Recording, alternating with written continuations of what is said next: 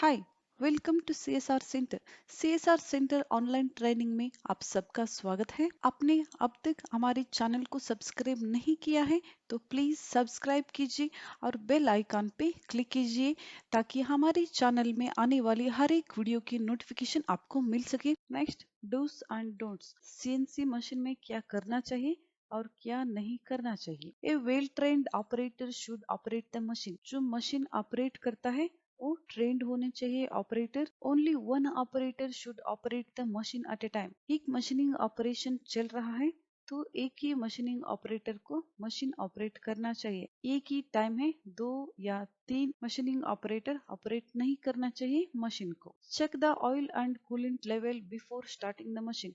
जब भी हम मशीन ऑन करते हैं कूलेंट लेवल और ऑयल लेवल को हमेशा चेक करना है। Operator should ensure the machining 0 point while starting the machine. Operator को हमेशा ये ध्यान में रखना है मशीन 0 पॉइंट में है या नहीं। Operator should check the work offset and programming before machining. Programming लिखने से पहले हमें ऑफसेट को चेक करना है 0 पॉइंट में है या नहीं। Special care should be taken while tool change.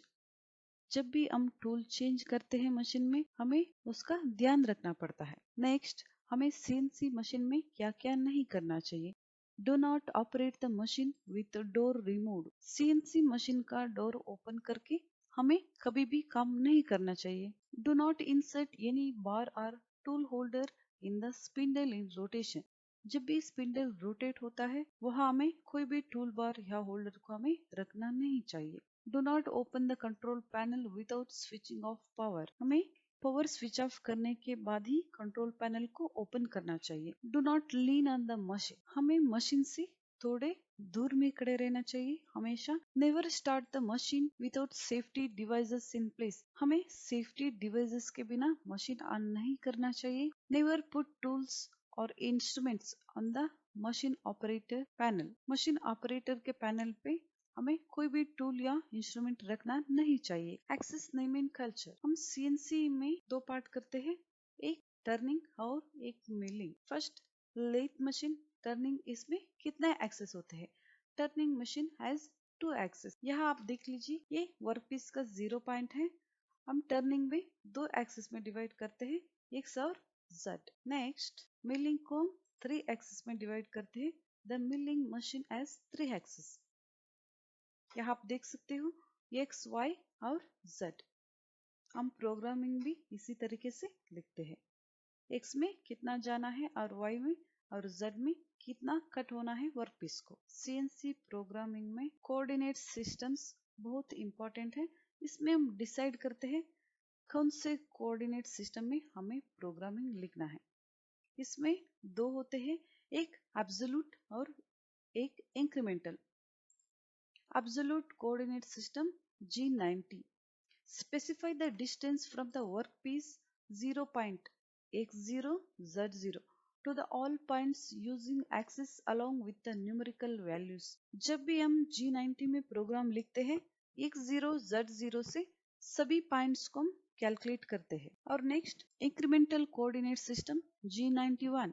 Specify the distance from the present point to the next point using axis and numerical values along with plus or minus signs. Incremental coordinate system. हम present point से next point को calculate करते हैं और example first point से हम second point तक जाते हैं और second से third point पे जब जाते हैं first point से हम second point तक आते हैं ना, उसको हम calculate नहीं करते। present point से next point तक हम calculate करते हैं। हमेशा हम ज्यादातर G90 में प्रोग्रामिंग करते हैं, कभी कभी हम G91 में भी प्रोग्रामिंग करते हैं। आगे मैं आप लोगों को बताऊंगी G90 में हम कब प्रोग्रामिंग करते हैं और G91 में कब प्रोग्रामिंग हमें करनी पड़ती है। Next, radius. सीएनसी प्रोग्रामिंग में बहुत सारे ऑपरेशंस होते हैं, चंपर हमें देना पड़ता है और रेडियस का मतलब क्या है। Radius is denoted by letter R as well as it will be denoted by letters I J K with respect to the axis X Y Z. 3 radius होते हैं, उसमें हम आई जे के वैल्यू से हम उसे नोटिफाई करते हैं। एक्सिस में XYZ। पॉइंट्स आर दोस और centre point, start point and and point. हम कैलकुलेट करते हैं सेंटर पॉइंट, स्टार्ट पॉइंट और एंड पॉइंट। सेंटर, स्टार्ट और and. Distance between the center point to the start point and x-axis is called I। x-axis में center point से start points का जो distance होते हैं उसको हम I नाम देते हैं। और next, distance between the center point and start point y-axis is called J। y-axis में center point से start point का जो distance होते हैं उसको हम J नाम देते हैं। next, steps to write a program। जब भी हमें कोई ड्राइंग मिलता है हम कैसे प्रोग्रामिंग करते हैं और कैसे प्रोग्रामिंग हमें करनी चाहिए। ड्राइंग एब्सोल्यूट डायमेंशन, हमें ड्राइंग को देखना चाहिए। Next, raw material. According to raw material select hydraulic pressure. Raw material जो मेटल होते हैं वो अलग अलग क्वालिटीज के होते हैं, कुछ हार्ड होते हैं और कुछ सॉफ्ट होते हैं। उसके हिसाब से मैं हाइड्रोलिक प्रेशर सेट करना चाहिए। और टूल सिलेक्शन, कौन सी मशीनिंग ऑपरेशन के लिए कौन सी टूल सिलेक्ट करना है ये भी बहुत ही इंपॉर्टेंट है। और cutting speed and feed rate, हमेशा हमें जब भी कोई प्रोग्राम लिखते हैं मशीनिंग ऑपरेशन के लिए कटिंग स्पीड और फीड रेट कैलकुलेट करके हमें डालना चाहिए। राइट कोऑर्डिनेट्स एंड चेक, हमें कोऑर्डिनेट्स को लिखना चाहिए और चेक करना चाहिए। प्रोग्राम वेरीफाई, एक ग्राफिक डिस्प्ले के द्वारा हमें प्रोग्राम वेरीफाई करना है हमेशा। वर्क ऑफसेट, वर्क ऑफसेट हमेशा हमें लेना है। और प्रोडक्शन, लास्ट में आता है हमारी प्रोग्रामिंग कंप्लीट करके वर्क ऑफसेट लेने के बाद प्रोडक्शन स्टार्ट हो जाती है हमारी। नेक्स्ट, सीएनसी प्रोग्रामिंग में बहुत सारे जी कोड्स, एम कोड्स आते हैं, उसमें हम कुछ ही यूज करते हैं। वो कौन से हैं मैं आपको बताऊंगी। पहला है G00 रैपिड ट्रैवर्स और G01 linear interpolation, G02 circular interpolation clockwise, G03 circular interpolation counter clockwise. G20 inch programming, G20 हम इंच में प्रोग्रामिंग कर रहे हैं। G21 millimetre programming, G40 tool nose radius, G28 return to home position, G50 maximum spindle speed, G90 absolute mode, G96 constant spindle speed, RPM revolution per minute. Next, कुछ M codes होते हैं। M codes machine को control करते हैं। Miscellaneous function और machine function code. M00 temporary program stop, M01 optional stop, M02 program end, M03 spindle rotation in clockwise, M04 spindle rotation in counterclockwise, M05 spindle stop,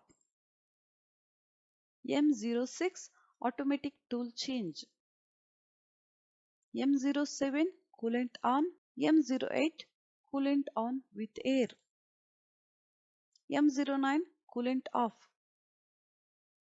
M30 program end and rewind, U0W0 machining 0 point, M00 temporary program stop है, इसका मतलब M01 optional stop, M02 program and. जब भी हम programming करते हैं उसके and में M02 लिखते हैं। M03 का मतलब है स्पिंडल क्लॉकवाइज में रोटेट होते हैं। M04 में काउंटर क्लॉकवाइज में स्पिंडल रोटेट होता है। M05 स्पिंडल स्टॉप हो जाता है। M06 में automatic tool change, automatically tool change हो जाता है। M07 में कूलेंट ऑन होता है। M08 कूलेंट के साथ साथ एयर भी ऑन होता है। M09 में कूलेंट ऑफ हो जाता है। जब भी हम कोई ऑपरेशन शुरू करते हैं कूलेंट को हम हमेशा ऑन रखते हैं, इसलिए मशीन वो हीट ना हो जाए। नेक्स्ट, हमारे ऑपरेशन कंप्लीट होने के बाद कूलेंट को हम ऑफ करते हैं। Next, M30 program end and rewind. Programming में आखिर में हम M30 लिखते हैं, प्रोग्राम एंड होता है और फिर से शुरू हो जाता है। सीन से प्रोग्रामिंग में जब भी हम प्रोग्राम लिखते हैं कुछ लेटर्स का भी हम इस्तेमाल करते हैं। उसमें वो फॉर मेंशनिंग प्रोग्राम नंबर, जब भी हम कोई नया प्रोग्राम लिखते हैं O001। इस तरह से कुछ प्रोग्राम का नंबर हम लिखते हैं। प्रोग्रामिंग नंबर कितना है, 1 2 3 4 ऐसे O001 O002 O003 ऐसे हम प्रोग्रामिंग नंबर लिखते हैं। ये जब भी हम कोई एंगल का मेंशन करते हैं ये लेटर लिखते हैं। Next C for chamfer. Next F for feed rate. Feed rate को हम लिखते हैं, एफ का मेंशन करते हैं। N for sequence number. R for radius. S spindle speed. T tool number T001 T002 इस तरह से हम लिखते हैं।